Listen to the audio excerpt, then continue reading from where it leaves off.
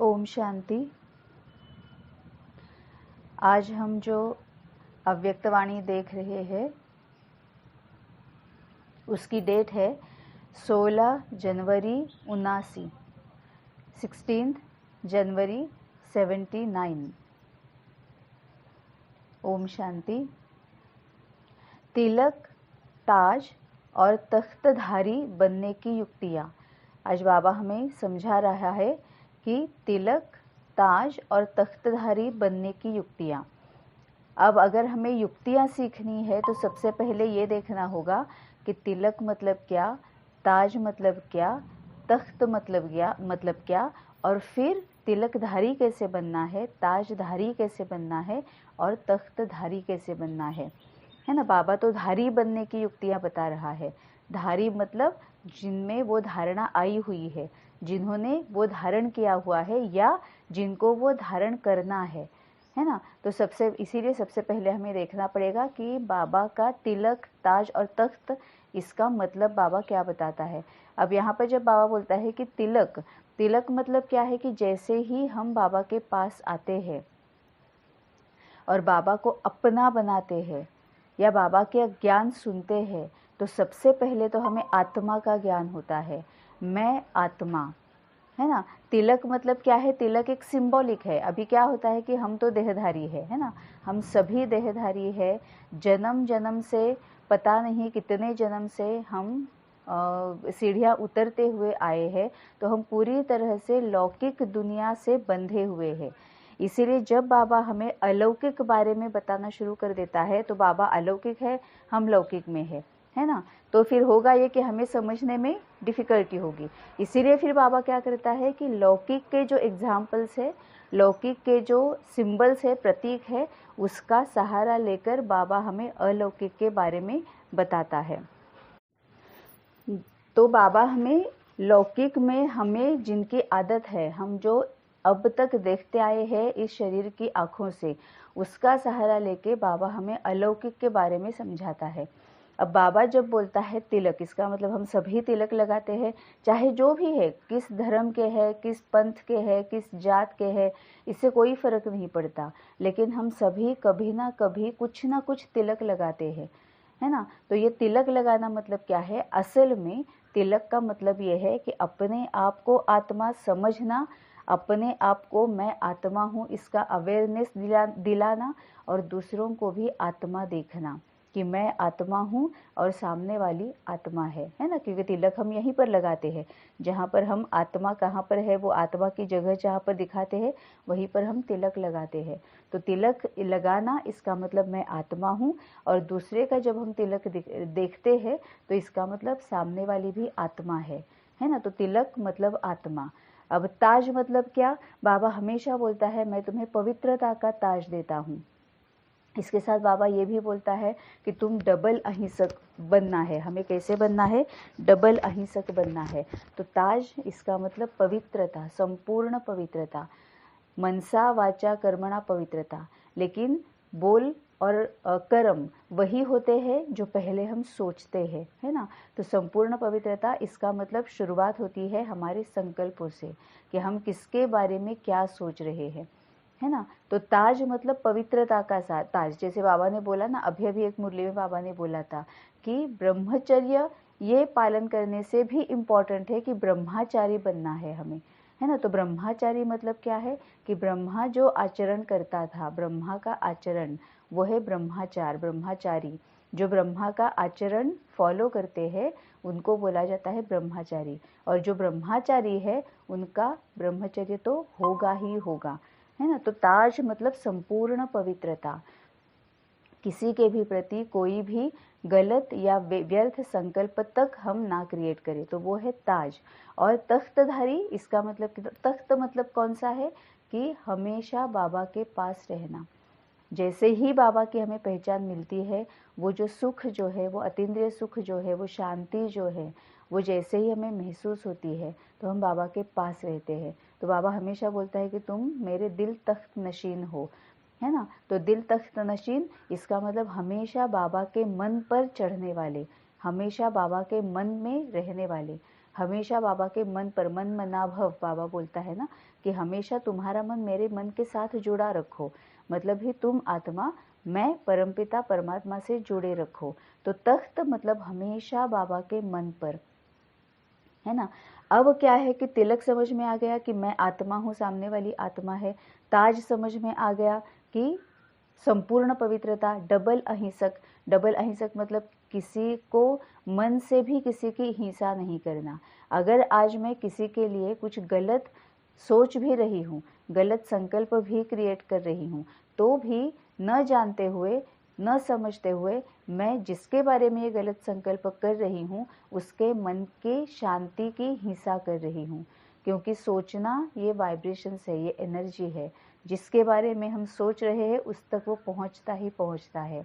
तो अगर मैं किसी के प्रति गलत संकल्प कर रही हूँ तो मैं उस आत्मा की शांति का, प्रेम का, पवित्रता की, जो भी है, जिस जिस जिस तरह के मेरे थॉट्स रहेंगे तो वो मैं उसकी शांति, पवित्रता, ज्ञान जो भी है उसकी हिंसा कर रही हूँ, है ना। तो ताज मतलब संपूर्ण पवित्रता, मतलब संकल्पों में भी किसी के प्रति व्यर्थ और नकारात्मक ना सोचना। और तख्त मतलब बाबा के साथ, बाबा के मन पर रहना।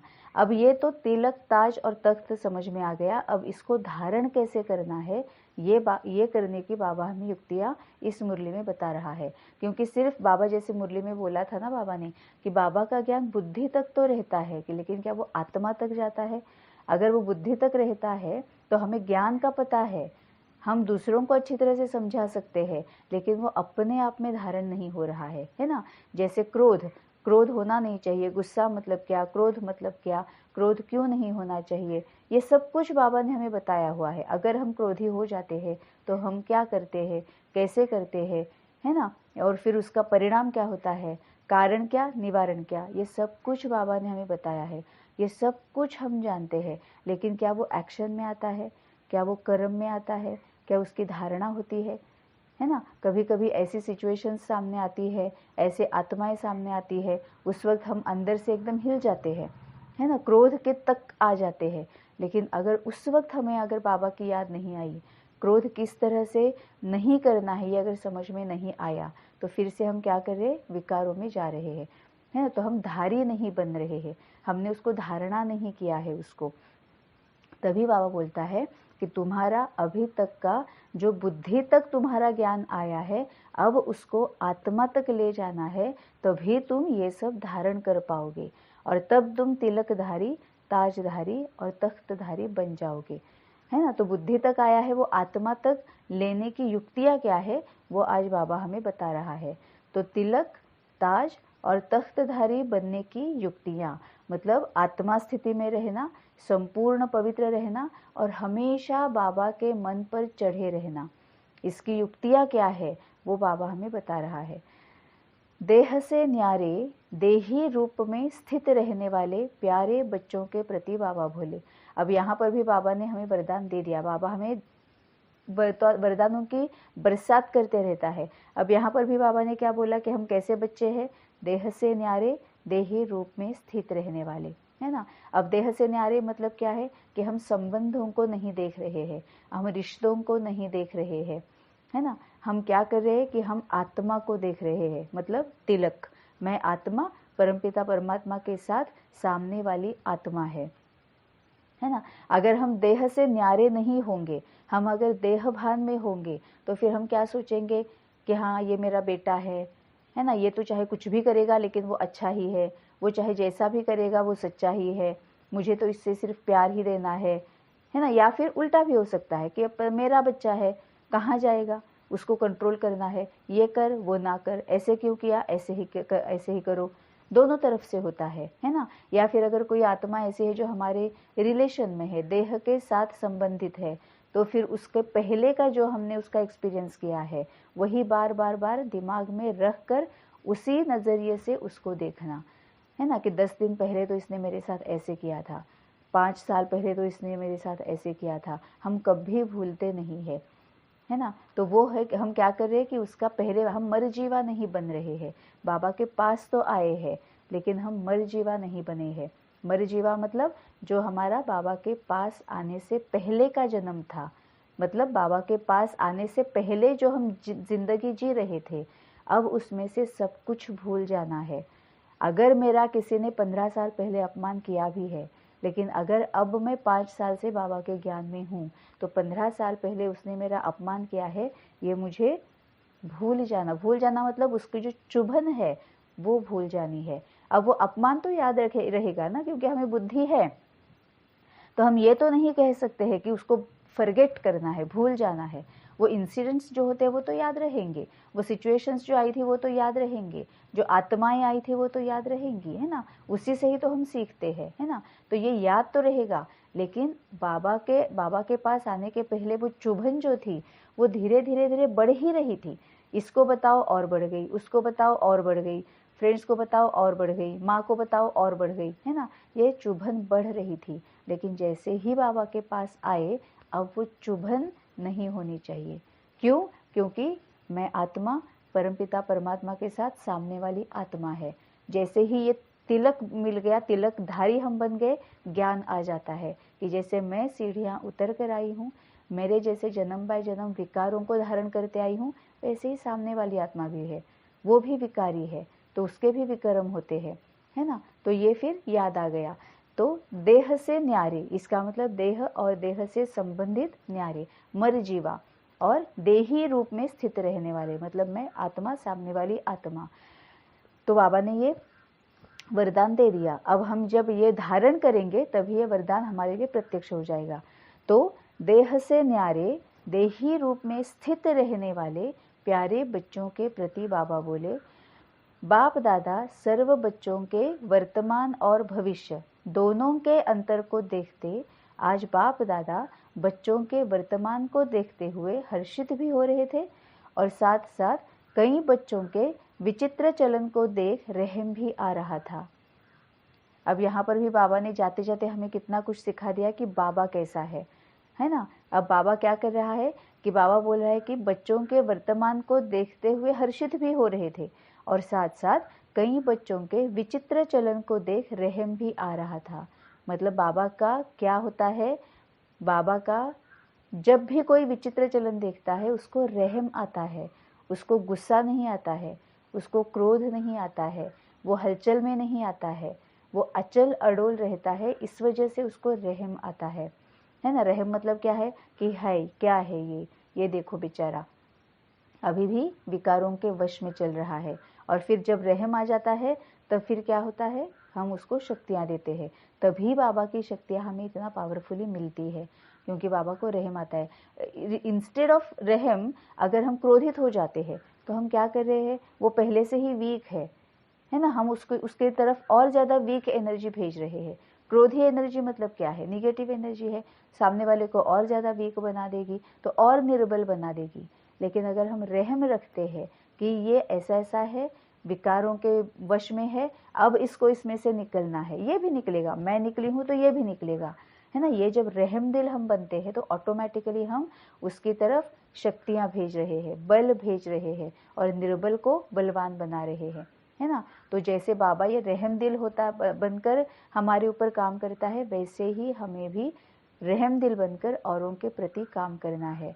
तो बच्चों के वर्तमान को देखते हुए बाप दादा हर्षित भी हो रहे थे, और साथ साथ कई बच्चों के विचित्र चलन को देख रहम भी आ रहा था। बाप कितना श्रेष्ठ बनाते हैं, और बच्चे अपनी ही थोड़ी सी गफलत के कारण, अलबेलेपन के कारण श्रेष्ठ स्थिति से नीचे आ जाते हैं। अब बाबा को रहम क्यों आता है कि बाप कितना श्रेष्ठ बनाते हैं, और बच्चे अपनी ही थोड़ी सी गफलत करने के कारण व अलबेलेपन के कारण श्रेष्ठ स्थिति से नीचे आ जाते हैं।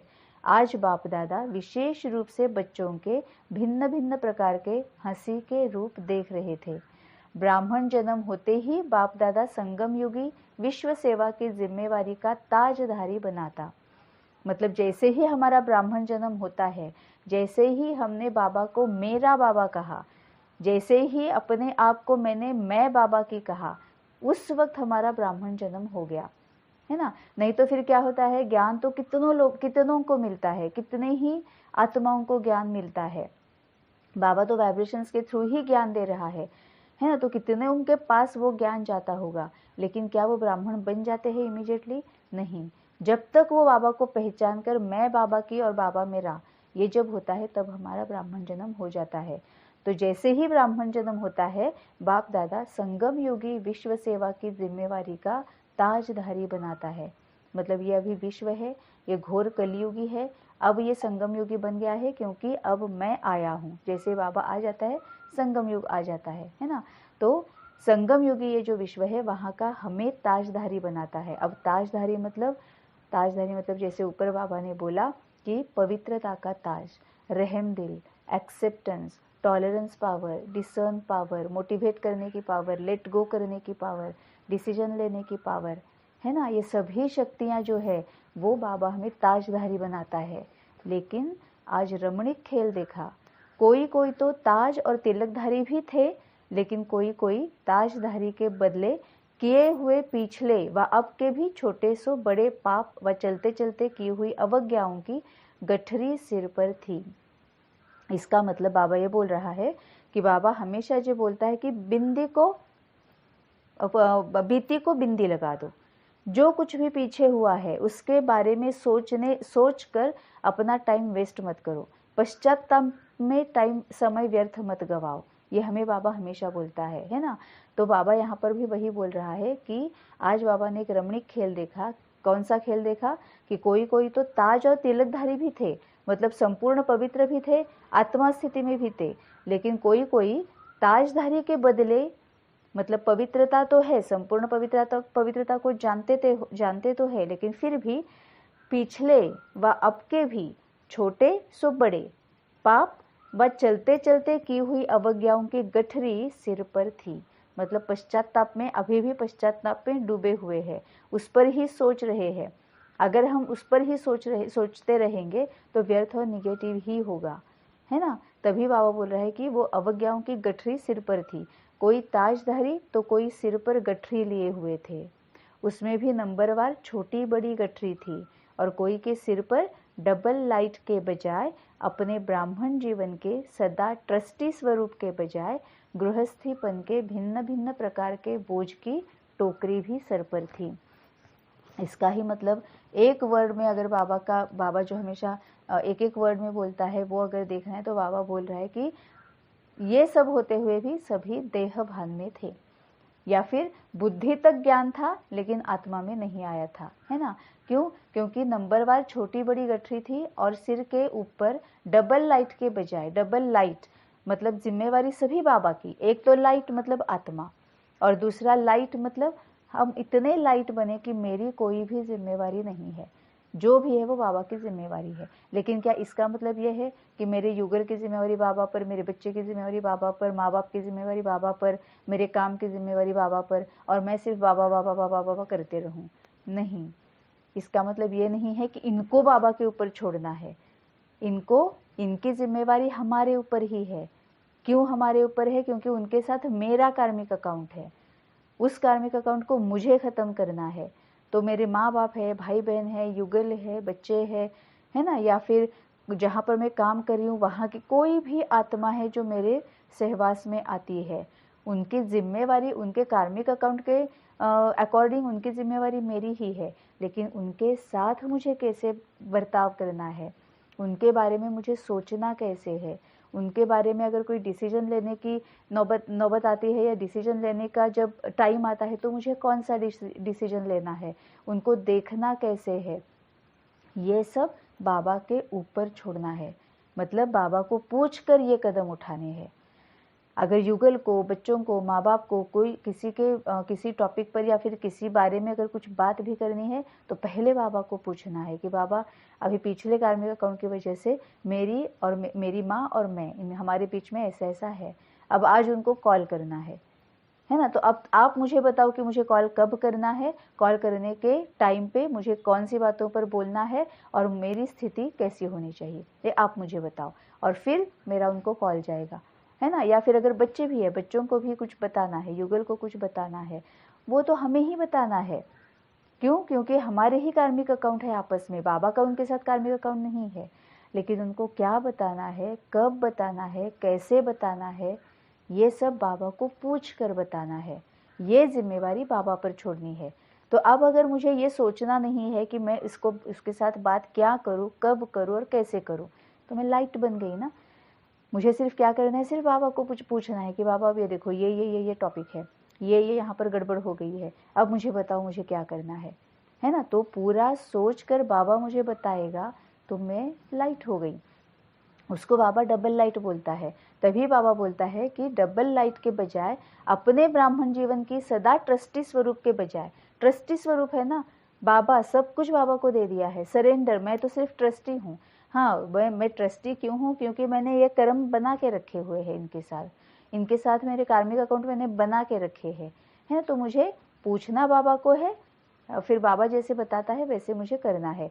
लेकिन सिवाय इसके ये करने के बजाय गृहस्थीपन के भिन्न भिन्न प्रकार के बोझ की टोकरी भी सर पर थी। मतलब क्या करूं, कैसे करूं, मेरे साथ ही हो रहा है, कब करूं, कितना करूं, है ना, ये सब मैं ही क्यों करूं, ये सब बोझ की टोकरी आत्माओं के सर पर खुद रखते हैं। जिसको देख बाप दादा को रहम भी आ रहा था। और क्या देखा, कई बच्चे अनेक प्रकार के सहज साधन बाप द्वारा प्राप्त होते हुए भी निरंतर बुद्धि का कनेक्शन जुटा हुआ न होने के कारण, सहज को मुश्किल बनाने के कारण अनेक प्रकार के मुश्किल साधन अपनाने में थके हुए रूप में दिखाई दे रहे थे।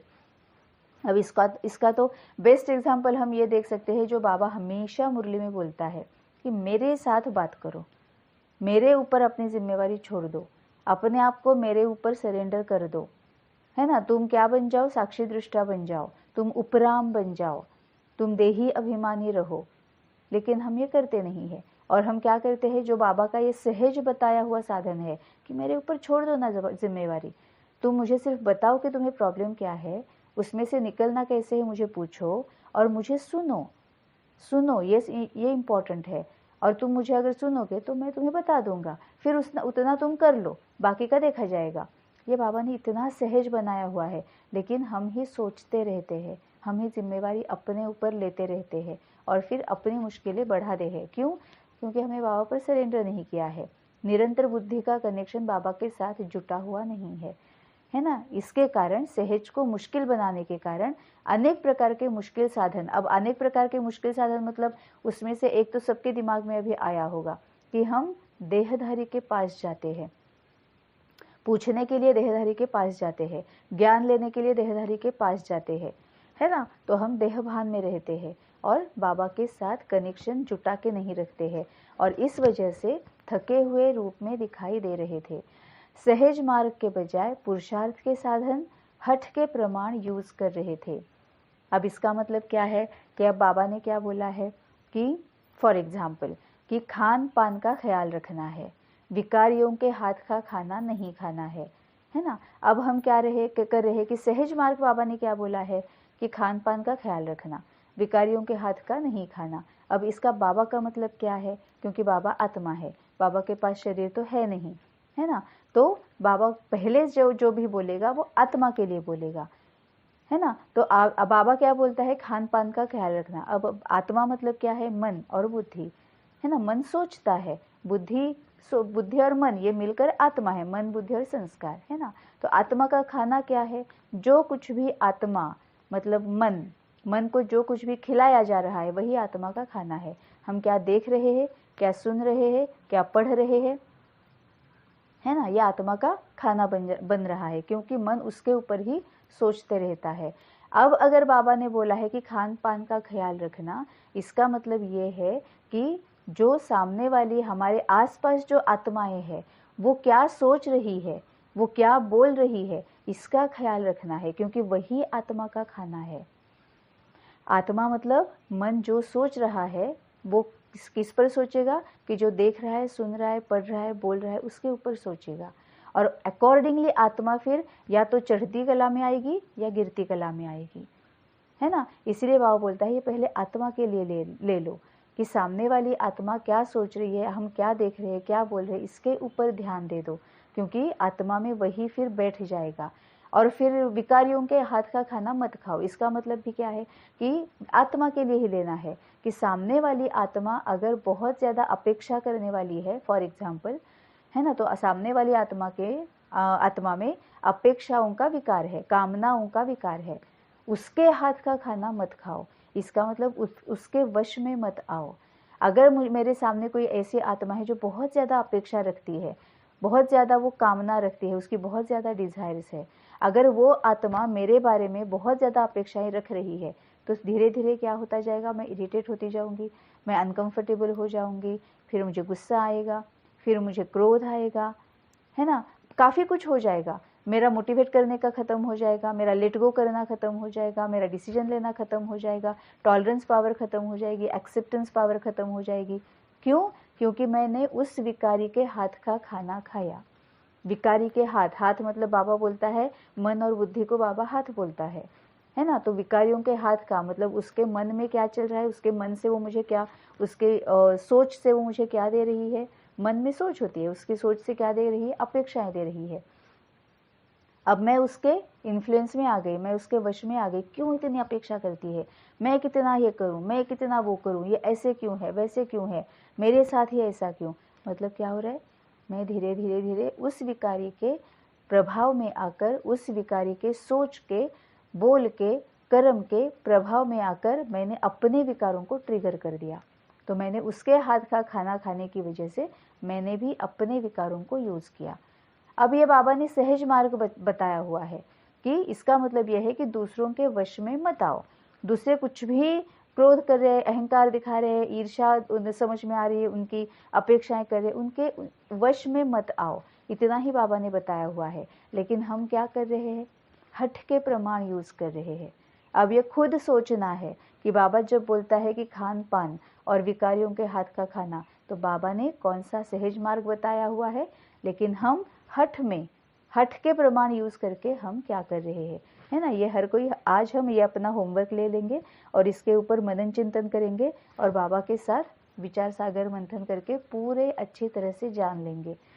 तो और क्या देखा, जैसे सूर्य के आगे बादल आने से सूर्य छिप जाता है, ऐसे बार बार माया के बादलों के कारण कई बच्चे ज्ञान सूर्य से किनारे हो सूर्य को पाने के लिए प्रयत्न करते रहते, है ना। हमारे ही विकारों की वजह से बाबा के साथ का कनेक्शन टूट जाता है। हम विकारों में आते हैं तो हम पूरी तरह से देह भान में आते हैं। हमारा फोकस पूरी तरह से देह और देह से संबंधित बातों पे आ जाता है, तो आत्मा से फोकस हट जाता है। आत्मा से फोकस हट गया, बाबा से कनेक्शन टूट गया। इसका ही मतलब ज्ञान सूर्य जो है उससे हम किनारे हो जाते हैं। कब सन्मुख कब किनारे, इसी खेल में लगे हुए हैं। मतलब कभी बाबा के साथ, कभी देह भान में। साथ साथ बच्चे नटखट होने के कारण बाप की याद की गोदी से निकल माया की धूल में देह अभिमान की स्मृति रूपी मिट्टी में खेलते रहते हैं। अब ये शरीर जो है वो भी मिट्टी ही है ना, 5 तत्वों से ही बना हुआ है। तो देह भान की स्मृति रूपी मिट्टी में खेलते रहते हैं, मतलब देह भान में रहते हैं कि इसने मुझे ऐसा कहा, इसको मुझे ऐसा बोलना चाहिए था, ये मेरे साथ ही ऐसे क्यों करता है ना। इसमें ही हम खोए रहते हैं। ज्ञान रत्नों से खेलने के बजाय मिट्टी में खेलते हैं। अब ज्ञान रत्न कहाँ पर है, आत्मा में है ना। ज्ञान रत्न आत्मा में है। इसके साथ खेलने के बजाय मिट्टी में खेलते हैं। मिट्टी कहाँ पर है, बॉडी, शरीर, देह, पंच तत्व के है ना, ये मिट्टी में ही मिल जाना है। तो ज्ञान रत्नों से मतलब आत्मा स्थिति में रहकर सोचने के बजाय हम देह भान में रहकर देह और देह से संबंधित बातों में सोचते रहते हैं। बाप बार बार मिट्टी से किनारा कराते, लेकिन नटखट संस्कारों के कारण फिर भी मैले बन जाते। कोई कोई बच्चे अल्पकाल के सुखों के आकर्षण में, वस्तुओं की आकर्षण में आकर उन्हीं वस्तुओं में इतना बिजी हो जाते जो समय और अविनाशी प्राप्ति उतना समय भूल जाती है। ये सच में होता है। दो हमें नुकसान हो जाते हैं। जब हम बाबा से कनेक्शन टूट जाता है तब क्या होता है, एक तो देह भान में रहते हैं, देह भान में रहने की वजह से विकारों में आते हैं, विकारों में आने की वजह से विकर्म हो जाते हैं। तो फिर हमारा फ्यूचर दुखी, परेशान, असंतुष्ट, असमाधानी, अशांत, है ना, रोता हुआ। और दूसरी बात ये भी हो जाती है कि तब तक हम बाबा से कनेक्शन में नहीं है, तब तक हम बाबा से हमने किनारा कर लिया हुआ है। और जब तक बाबा से किनारा किया हुआ है, सबसे इम्पोर्टेंट बात तो ये है, 1 सेकंड में भी कितनी बड़ी गलती, कितना बड़ा विकर्म हमसे हो जाएगा, हमें पता भी नहीं चलेगा। तभी बाबा बोलता है कि आकर्षण में आकर उन्हीं वस्तुओं में इतना बिजी हो जाते जो समय और अविनाशी प्राप्ति उतना समय भूल जाती है, फिर होश में आते हैं। ऐसे अनेक प्रकार के विचित्र रूप बच्चों के देखे। अब अपने आप को देखो, मेरा रूप कौन सा है। अब बाबा ने यहाँ तक बता दिया कि हम बच्चे क्या क्या करते हैं, और अब बाबा बोलता है कि अब देखो तुम्हारा रूप कौन सा है, तुम कैसे हो, ये अपने आप को देखो, सेल्फ एनालिसिस करो, सेल्फ चेकिंग करो, है ना, और फिर अपना अपना देख लो कि तुम कहाँ तक पहुँच गए और तुम इसमें से क्या क्या करते हो। बाप दादा तो हर बच्चे को सदा श्रेष्ठ स्वरूप में देखना चाहते हैं। ताज को दिल तख्त को छोड़ गठरी क्यों उठाते हो, ताज को दिल तख्त को छोड़ गठरी क्यों उठाते हो। ताज को मतलब पवित्रता का ताज, है ना, इसका मतलब ज्ञान हमेशा होना चाहिए। अब पवित्रता होनी चाहिए, इसका ही मतलब क्या है कि ज्ञान में हमेशा ज्ञान रत्नों के साथ ही खेलते रहना चाहिए, कि सामने वाली भी आत्मा है, वो उसका भी डाउनफॉल है, वो भी सीढ़ियाँ उतरती आई है, उसमें भी कई सारे विकार है, कमियां है, कमजोरियां है, अवगुण है, दुर्गुण है, वो यूज करेगी। क्यों? क्योंकि उस बेचारे के साथ तो बाबा भी नहीं है, और अगर बाबा भी है तो भी शायद उसकी अभी तक इतनी कैपेसिटी नहीं है कि वो उसने पूरी तरह से धारणा की हुई है ना। यही तो पवित्रता है ना, कि हम सामने वाले के बारे में व्यर्थ या निगेटिव नहीं सोच रहे हैं। तो ताज को और दिल तख्त को मतलब बाबा के पास रहना। बाबा जब दिल तख्त देता है ना, इसका मतलब यह है कि बाबा ने पूरा अधिकार दे दिया अपने ऊपर। बाबा ने अपने ऊपर हमें पूरा अधिकार दे दिया कि मैं तुम्हारा हूँ, जब चाहे मुझे बुलाओ, मेरी जो शक्तियाँ हैं जब चाहे यहाँ आ जाओ, लेके चले जाओ। ज्ञान जो है जब चाहे आ जाओ, मेरे साथ बात करो, डिस्कशन करो, जो भी है जान लो, समझ लो, लेके जाओ। पूरा बाबा ने अपने ऊपर हमें अधिकार दे दिया है। उसको ही हम दिल तख्त बोलते हैं ना, कि उसके मन पर बाबा ने बोला कि जो भी है मैं अब तुम्हारा हूँ। बाबा बोलता है कि जी हुजूर, है ना, तुम बस मुझे पुकारो और मैं तुम्हारे सामने हाजिर हूँ। तो दिल तख्त की ये गठरी छोड़, ये छोड़ गठरी क्यों उठाते हो। ताज अच्छा व टोकरी गठरी अच्छी लगती है, कि मैंने पीछे क्या गलत किया है ना, अभी तक हमारा होता है। और अब तो बाबा जो बोलता है ना कि अब तो तुम ज्ञान में आए हो, मेरे पास आने के बाद तो तुम्हें 100 गुना ज्यादा भुगतना पड़ेगा। अगर तुमने कुछ गलती की, तुमने अगर अनअवेयर रहे, तुम अवेयरनेस तुमने छोड़ दी, मेरे साथ कनेक्शन छोड़ दिया, तो तुम्हें 100 गुना ज्यादा तुम्हें भुगतना पड़ेगा। ये सच में ऐसे होता है, क्योंकि होता यह है कि कभी कभी ना हमारा अपने ऊपर कंट्रोल नहीं रहता है, अब अवेयर नहीं रहते हैं, मुंह से छोटी से छोटी कुछ इतनी सी बात निकल जाती है और उतना बहुत ज़्यादा बवंडर मच जाता है कि इन्होंने ऐसा कहा, इन्होंने ऐसा कहा, इन्होंने ऐसा कहा, इतनी सी बात होती है, लेकिन वो बहुत बढ़ जाती है। और फिर होता क्या है, हम अपने ही गिल्ट में चले जाते हैं कि हाय हाय, ये मैंने ऐसे कहा ही कैसे, है ना, इस गिल्ट में हम चले जाते हैं और फिर उसके ही बारे में सोचते रहते हैं। हम बिंदी लगाना भूल जाते हैं, है ना। क्यों? क्योंकि सभी विकार फिर आ जाता है ना, कमियां कमजोरियां आ जाती है ना, कि हाय मैं ये ऐसे कैसे हो गया, मुझसे ऐसे कैसे हो गया, मेरा अपमान हो गया, इन्होंने डिसरिस्पेक्ट के साथ मुझे ऐसे बोला, है ना। क्योंकि हमने अपने आप को समझाया कि अभी मैं बाबा के पास आई हूँ तो सब कुछ ठीक ही होगा, ये मैंने अपने आप को समझाया है। लेकिन समझाना ये चाहिए कि अगर मैं वो धारण करूंगी, तभी तो बाबा बोल रहा है कि तुम्हें तिलकधारी, ताजधारी और दिल तख्तधारी बनना है, तख्तधारी बनना है ना। लेकिन हमारा ज्ञान बुद्धि तक आ गया, लेकिन हमने सोच लिया कि अब तो बाबा करेगा, है ना, सब कुछ हम बाबा पर छोड़ देते हैं। तो हम कभी कभी ऐसे तो डिस्कनेक्ट हो जाते हैं बाबा से, गलती हो जाती है और फिर हम बहुत हलचल में आ जाते हैं और वही गठरी लेकर चलते हैं। हाँ, ये सिवाय इसके क्या होना चाहिए कि वो बाबा से के साथ डिस्कस करके फिर हमें अच्छे से समझना चाहिए कि आगे से हमें किस बात का ख्याल रखना है। तभी बाबा बोलता है कि ताज को दिल तख्त को छोड़ गठरी क्यों उठाते हो। ताज अच्छा व टोकरी गठरी अच्छी लगती है। तीनों के फोटो सामने रखो तो कौन सा चित्र पसंद आवेगा। 63 जन यह सब वंडरफुल खेल खेले, अब संगम युग पर कौन सा खेल खेलना है। सबसे अच्छे से अच्छा खेल है बाप और बच्चों के मेले का खेल, है ना। संगम युग पर सबसे अच्छे से अच्छा खेल है बाप और बच्चों के मेले का खेल, बाप द्वारा मिले हुए ज्ञान रत्नों से खेल, कहाँ रतन और कहाँ मिट्टी। अब क्या करना है, बचपन के अलबेलेपन के व नटखट के खेल बहुत समय खेले, अब तो वानप्रस्थ में जाने का समय समीप आ रहा है, इसीलिए अब इन सब बातों की समाप्ति का दृढ़ संकल्प करो, सदा ताज तख्त और तिलकधारी बनो। अब इसमें बाबा ने बहुत ब्यूटीफुल एक वर्ड बोला है, वानप्रस्थ, है ना। भक्ति में भी वानप्रस्थ ही बोला जाता है, ज्ञान में भी वानप्रस्थ है, लेकिन भक्ति में हम कुछ और ही समझ रहे थे। भक्ति में हम समझ रहे थे कि वानप्रस्थ होना इसका मतलब ये जो 4 धाम की यात्रा, फिर ये यात्रा वो यात्रा, इस मंदिर में, उस मस्जिद में, उस टेम्पल में, उस चर्च में, उस गुरुद्वारा, ऐसे करते रहो, देव देव करते रहो, है ना, ये हम बोलते थे। उसके पहले क्या था कि संन्यास ले लो, जंगल में रहने के लिए चले जाओ, है ना, बहुत बहुत पहले की बात है कि वो जंगल में चले जाओ या फिर संन्यास ले लो, ये बोला जाता था। बाद में क्या आया कि ये ऐसी यात्राएं, धार्मिक यात्राएं जो होती है वो करते रहो। लेकिन अब जाके बाबा ने हमें वानप्रस्थ का सही मतलब समझाया। क्यों? क्योंकि बाबा के पास शरीर नहीं है, बाबा आत्मा के लिए पहले बोलता है। तो तुम जंगल में जा रहे हो, हिमालय में जा रहे हो, या मंदिर में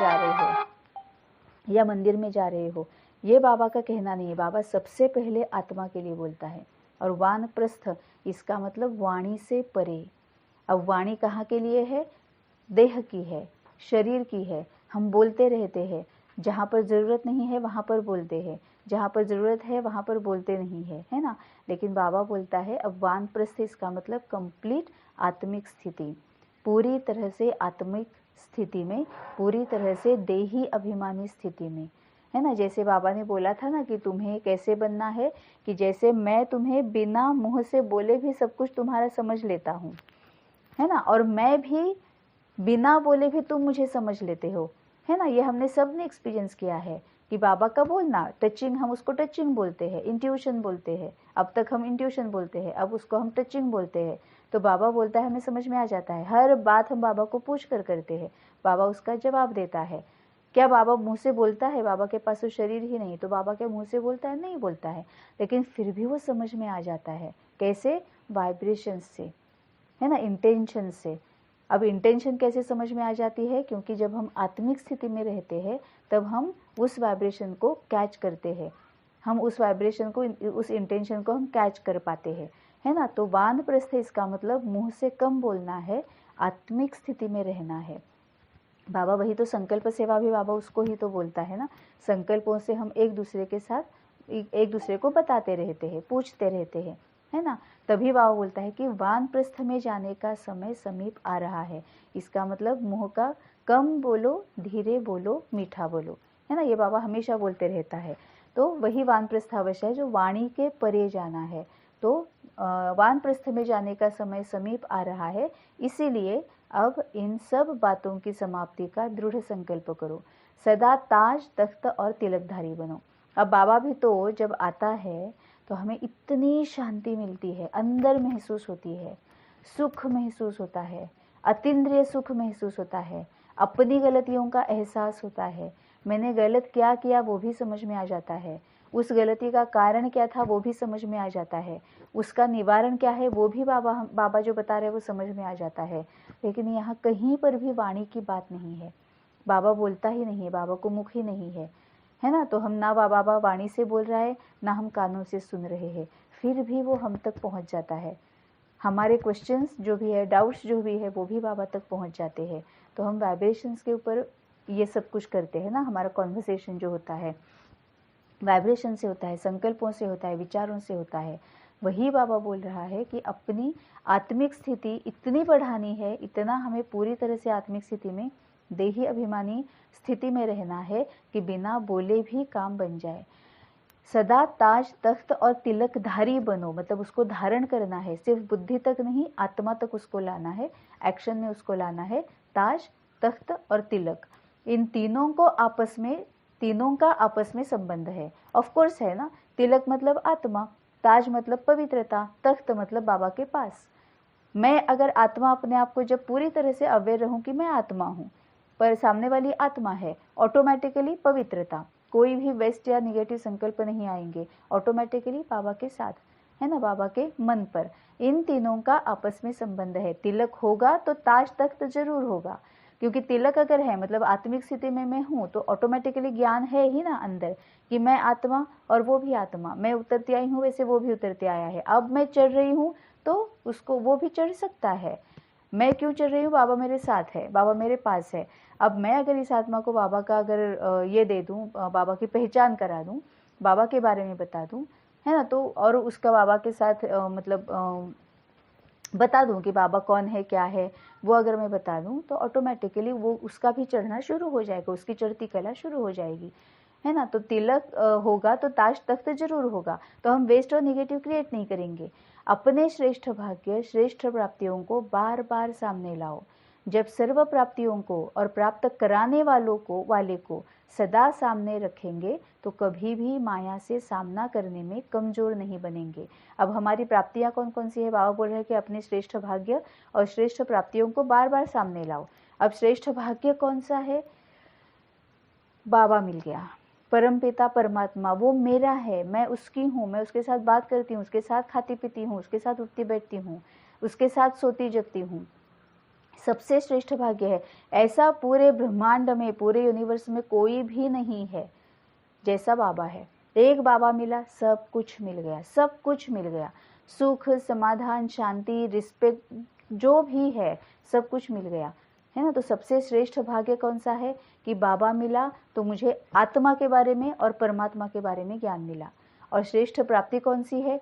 सुख, समाधान, शांति, वैल्यूज, वर्चूज, दैवी गुण, दैवी संस्कार, दैवी शक्तियाँ, यही तो प्राप्तियाँ है ना। क्योंकि जब मैं यही प्राप्तियाँ होती है, जब मैं इसको एक्शन में लाती हूँ तो मुझे सुख मिलता है, मान सम्मान मिलता है ना। ये सभी प्राप्तियाँ, मेरा काम बन जाता है ना। मुझे गुस्सा नहीं करना पड़ता, क्रोध नहीं करना पड़ता, कुछ भी नहीं है। तो यही सब मेरी प्राप्तियाँ हैं। तो उसको बार बार सामने लाओ। और जब सर्व प्राप्तियों को और प्राप्त कराने वाले को मतलब बाबा को सदा सामने रखेंगे तो कभी भी माया से सामना करने में कमजोर नहीं बनेंगे। अब माया मतलब कौन है? हमारे विकार, कमियां, कमजोरियां, दुर्गुण, तो हम उसको यूज नहीं करेंगे। सिर्फ एक बात याद रखो, सर्व संबंधों से हर कार्य में बाप दादा सदा साथ है। ये बात याद रखना है। सर्व संबंधों से हर कार्य में बाप दादा सदा साथ है। कुछ भी हो जाए, बहुत खुशी है तो भी पहले बाबा की याद, बहुत ज़्यादा गुस्सा है पहले बाबा को याद, बहुत ज़्यादा डर लग रहा है सबसे पहले बाबा को याद। तो सर्व संबंधों से हर कार्य में बाप दादा सदा साथ है। साथ छोड़ने के कारण ही यह विचित्र खेल खेलने पड़ते हैं। विश्व की जिम्मेवारी उठाने वाले बाप का साथ होते भी अपने हद की जिम्मेवारी के बोझ की टोकरी क्यों उठाते हो? विश्व की जिम्मेवारी बाबा उठा रहा है, उसका वो हमारे साथ है। उसका साथ होने पर भी ये हद की जिम्मेवारी के बोझ की टोकरी क्यों उठाते हो? क्या विश्व का बोझ उठाने वाले आपका यह छोटा सा बोझ नहीं उठा सकते हैं क्या?